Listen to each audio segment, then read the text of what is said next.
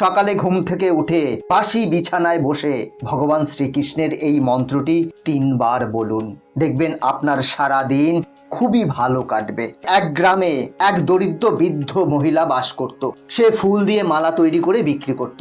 আজ তার একটি মালাও বিক্রি হলো না। ঠাকুর, আমার দুর্দশা কি কখনোই ঘুচবে না? মা, তুমি কাঁদছো কেন?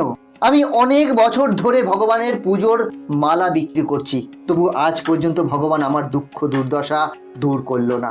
শাস্ত্রে পরমেশ্বর ভগবান শ্রীকৃষ্ণের এমন একটি মন্ত্রের উল্লেখ আছে, যা ঘুম থেকে উঠে জপ করলে অতীতের সমস্ত পাপ নষ্ট হয়। সেই সাধু ভগবান শ্রীকৃষ্ণের বিশেষ মন্ত্রটি সেই মহিলাকে শিখিয়ে দিয়ে গেল।